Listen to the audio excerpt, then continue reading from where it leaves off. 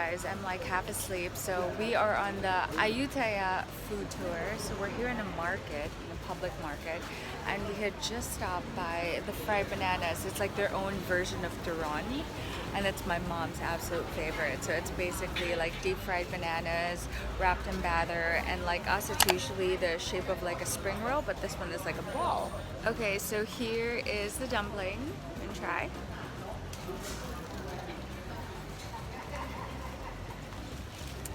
Oh my goodness. Mom, this is so good.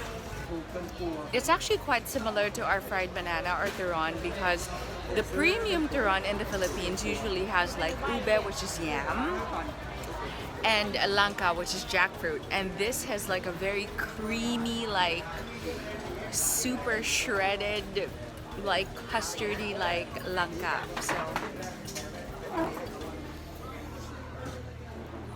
wow, so good.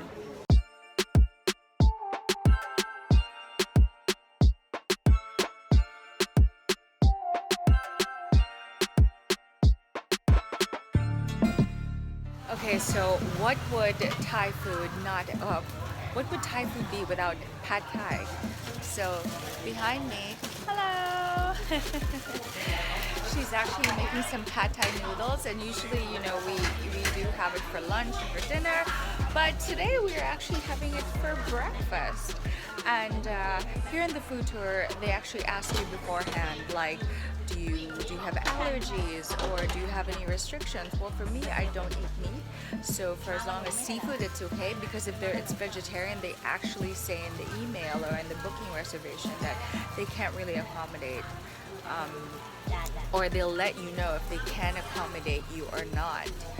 Because sometimes it's pretty much pointless if there are certain dishes that they really want you to try or is the highlight of the tour, but if you are gluten-free, da-da-da-free, something free, and like basically boring and all that, which is me for the most part.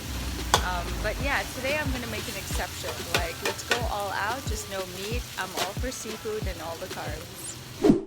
Okay, so this is the eating area, and it's basically it's like a local food court. So you buy your own food from the different stalls, and then you get your table, and then you eat. You know, one of the things I really, really miss eating with regards to meat, but obviously I won't, it's satay. She says stay. That's why it sounded like steak, but we say satay. And of course it has the like a peanut dipping sauce, and then this is what I'm gonna have. So it is basically a cucumber salad. It has like some lime, some chili, some sugar, and all that good refreshing stuff that I guess like cuts the savoriness of the meat and the sauce. And this is, it kind of looks like shumai or shawmai or dumpling, whatever you guys want to call it, again, which is pork. So I think she's going to be picking up the pad Thai right now, and there's a vegetarian version. At least I get to have that. Okay, so we have our pad Thai, which is they just wrap in paper, and then we have our Thai coffee, warm Thai coffee. Of course, gonna squeeze that lemon. I'm all about the lime. My favorite thing in the whole world is lime or lemon. Okay, so time for the pad Thai. You know, personally, the Philippine version of pad Thai, they usually make it super sweet. There's even one version I tried that I swear I think it had banana ketchup. Which, you know, I like my pad Thai as, I actually like it spicy with peanuts and all the bean sprouts. So here we go.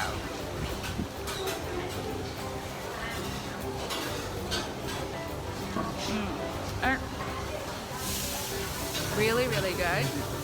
I like it because it's not oily.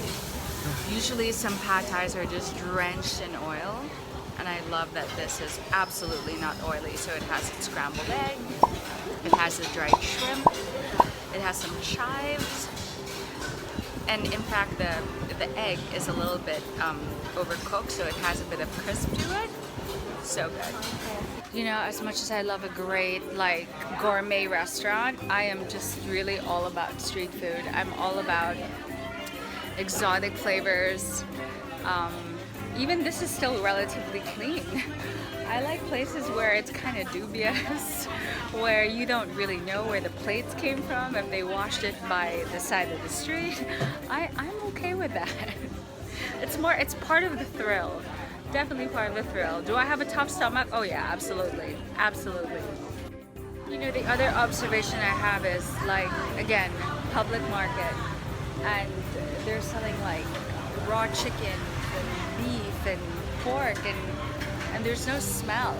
Like, it really is clean. Okay, maybe the toilet, I'm not quite sure about. I can't verify for you. But again, it's just to manage your expectations. But I think it's absolutely just phenomenal how public market is not what you would expect, where it's so clean, it smells so good. And what is this? Fish stomach. Oh. This is fish stomach that's fried. It looks like chicharron.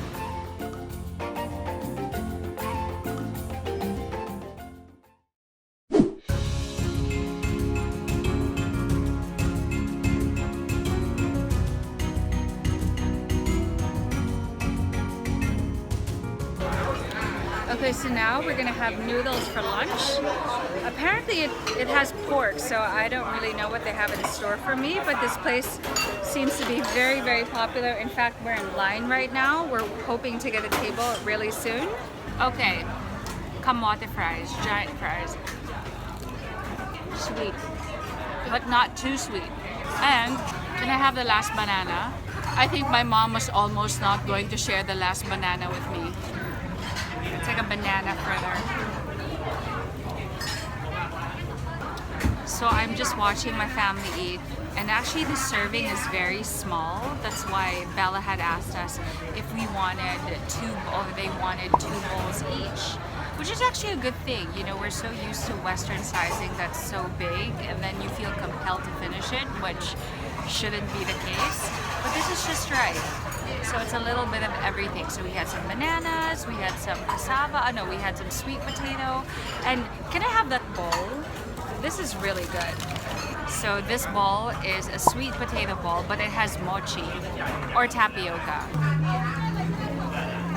So it's airy on the inside and super chewy and deep fried. So bad, but so good. Okay, I'm gonna try the broth. I'm so curious. 15. It's 15 baht.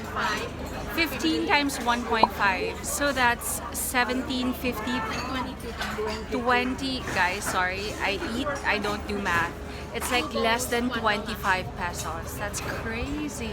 2 bowls is $1. So it's like essentially 25 pesos per bowl. Sweet, savory, super spicy, but light and sour. So complex. No wonder you just need a small bowl because it's so packed with flavor. What is it called? It's called boat noodles. B-O-T. B-O-A-T.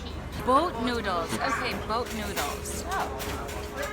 So in the market, they actually sell bags and bags and bags of these. You see it?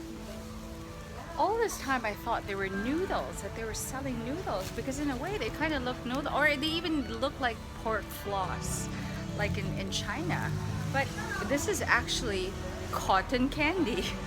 So they actually prepare this, and then with a pancake, they actually sandwich the cotton candy in the pancake, which you eat. That is so cool. So Bella gave me some to try. It's cotton candy. It kind of tastes like, it has a bit of a coffee, earthy, but sweet. Wow, that's really good. It's so good. It's very good. It's not like your typical candy like for children. It's really good. It's almost like a muscovado earthiness. Wow, that's really good. Wow, it's really good, guys. I'm thoroughly entertained by this. Wow, that's so good. Okay, so my mom was asking if we could bring some home to the Philippines, but this melts. It's essentially sugar. So from the heat, it's just gonna all, melt. Duh.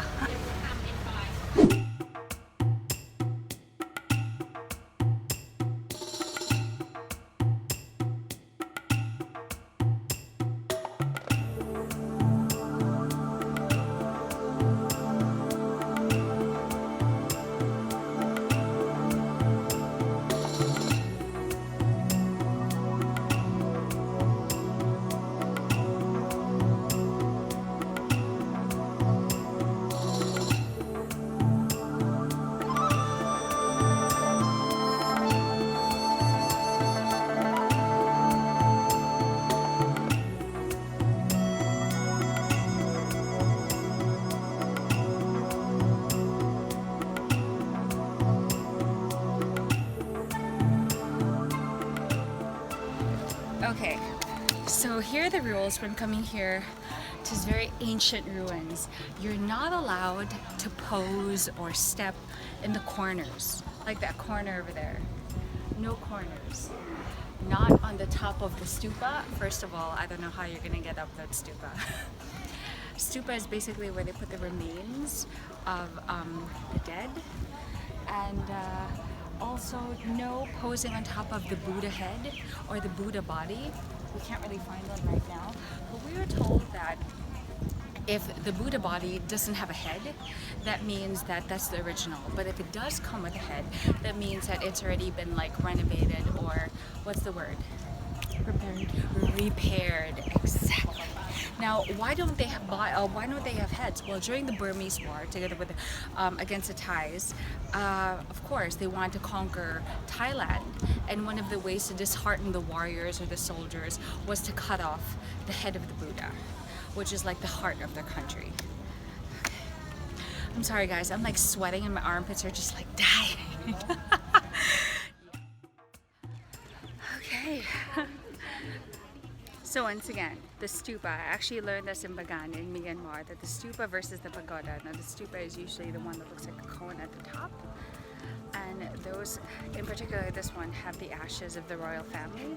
And the pagoda I know has something that has inside, and I think there's a statue inside. I think I remember my history right.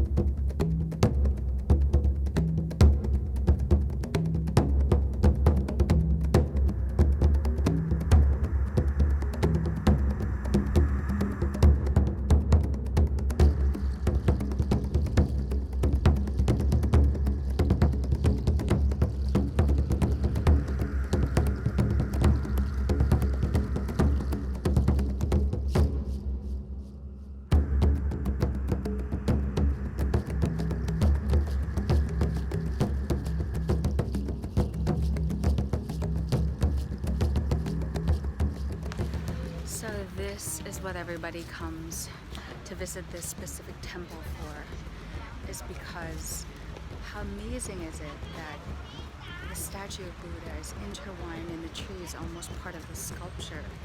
It is absolutely breathtaking.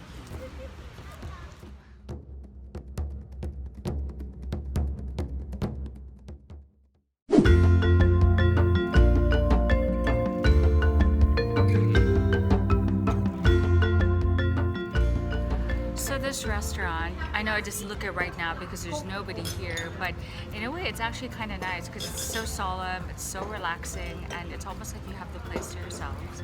And this is one of the most popular Thai restaurants in Ayutthaya. So it's just it has like an outdoor garden vibe with like villas. It almost kind of reminds me of Sonia's garden, where it's like a garden with lots of cottages where it's different eating areas. Very nice.